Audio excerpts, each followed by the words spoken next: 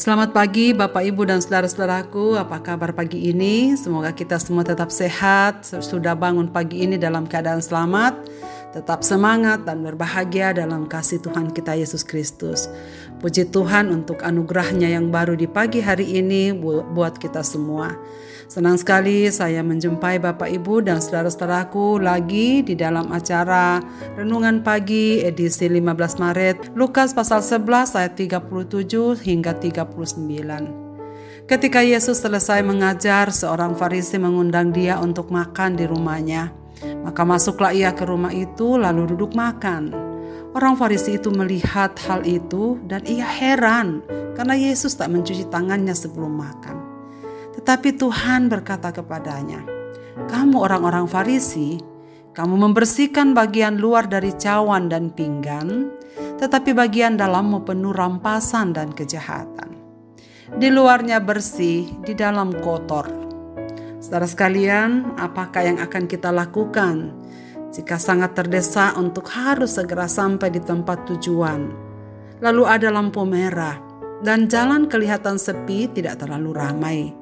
Apakah akan langsung menerobos? Tentu tidak. Apa yang akan dilakukan?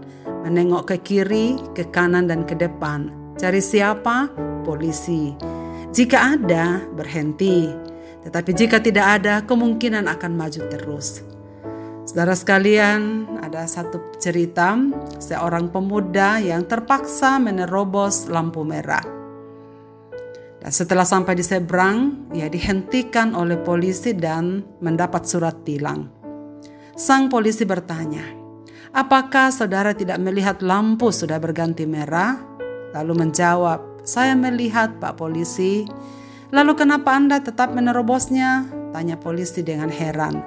"Masalahnya saya buru-buru, Pak. Saya harus tugas jam 9 tepat. Saya tidak melihat Pak Polisi berdiri di situ."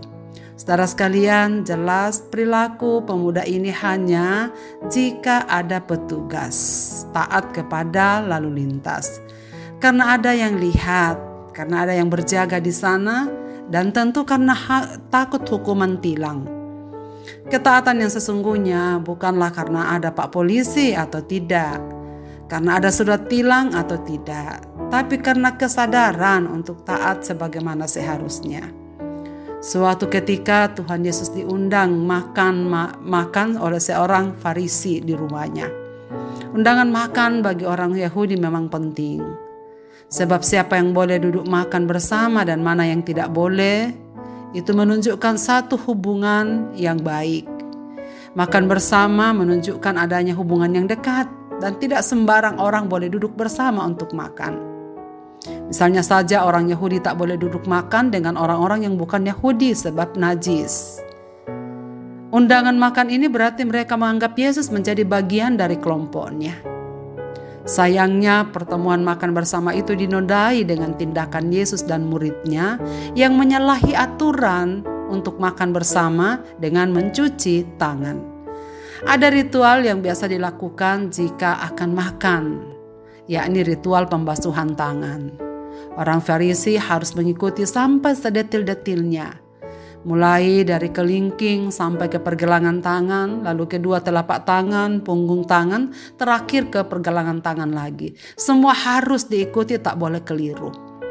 Rupanya saat itu Tuhan Yesus tak melakukan sesuai dengan ajaran yang berlaku. Orang-orang Farisi yang melihatnya heran dan protes dalam hati.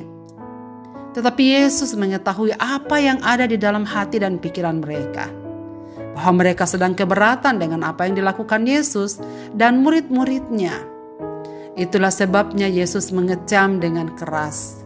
"Kamu orang-orang Farisi, kamu membersihkan bagian luar dan dari cawan dan pinggang, tetapi bagian dalammu penuh rampasan dan kejahatan.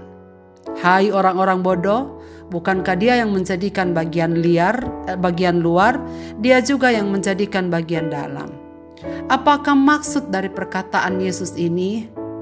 Sebenarnya sedang menegur orang Yahudi yang hanya memberikan perhatian pada bagian luar, tapi bagian dalam tetap penuh kekotoran. Bahkan Yesus dengan tegas mengatakan bagian di dalammu itu penuh dengan kekerasan, penuh dengan kejahatan, penuh dengan rampasan. Saudara-saudaraku yang saya kasihi, apakah yang Yesus maksudkan sebenarnya? Kesalehatan orang Farisi hanya di depan orang. Ibadah mereka lebih mengutamakan hal lahiriah agar dilihat baik dan terpuji. Bagai membersihkan cawan dari luar saja, sementara di dalamnya tetap kotor. Yesus menegur mereka dengan keras, "Celakalah kamu." Dalam bagian ini disebutkan ada 6 kali kata celaka. Bagi orang Farisi, manusia disucikan oleh perbuatannya. Sementara bagi Yesus, kesucian lahir dari hati yang diubahkan dan mewujud di dalam tindakan. Hati yang bersih akan melahirkan perbuatan yang bersih. Sebaliknya, perbuatan yang bersih belum tentu menjamin hati yang bersih. Apakah ada orang yang hanya fokus pada bagian luarnya di masa ini? Bisa jadi tetap aktif melakukan pelayanan di gereja, paduan suara, memberi persembahan, melayani, tetapi bagian di dalam tetap kotor. Bahaya mengutamakan penampakan luar daripada perubahan hati. Bisa jadi juga terjadi kepada kita. Keinginan untuk dipandang baik dapat membuat kita bersikap baik di depan orang. Namun bagaimana jika tidak ada orang lain yang melihat kita? Saudara sekalian, biarlah peringatan Yesus membuat kita tersungkur dalam kegentaran di hadapan Tuhan yang Maha Tahu. Hanya Tuhan yang dapat mencuci bagian dalam hati kita. Ya, Dia mengenal isi hati kita, saudara sekalian. Perilaku manis kita tak dapat mengelabuinya. Hanya dari hati yang telah disucikan pengampunan Roh Kudus-Nya, murni dapat lahir perbuatan-perbuatan yang memperkenan hati Tuhan. Jadi, marilah kita menata hati kita, menjaga sesuai dengan firman-Nya, agar tetap bersih di luar, bersih di dalam hati. Marilah kita berdoa. Bapa di sorga, terima kasih banyak untuk firman-Mu pada pagi ini.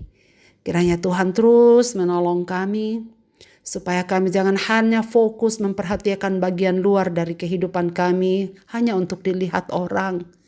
Tetapi kiranya Roh Kudus terus menolong kami untuk memperbaharui bagian dalam dari diri kami. Supaya apa yang terwujud dalam perilaku kami adalah tindakan karena lahir dari ketaatan kami akan Engkau saja. Dan biarlah firman-Mu terus menguatkan, meneguhkan, dan mengokohkan kami bagaimana kami harus hidup sebagai anak-anak-Mu yang menata hati kami dan menjaganya sesuai dengan firman-Mu agar terwujudlah seluruh kehidupan kami yang dapat menjadi berkat bagi banyak orang. Dalam tangan-Mu Bapa, kami serahkan kehidupan kami sepanjang hari ini, juga untuk saudara-saudara kekasih, pendengar setia renungan pagi ini, dimanapun mereka berada, biarlah anugerah-Mu ya Tuhan yang melampaui segala akal, akan tinggal tetap dalam kehidupan mereka sekalian. Di dalam dan demi nama Yesus Kristus Tuhan kami memohon doa ini. Amin. Selamat beraktivitas Bapak, Ibu, dan saudara-saudaraku di hari ini. Tuhan Yesus memberkati kita sekalian.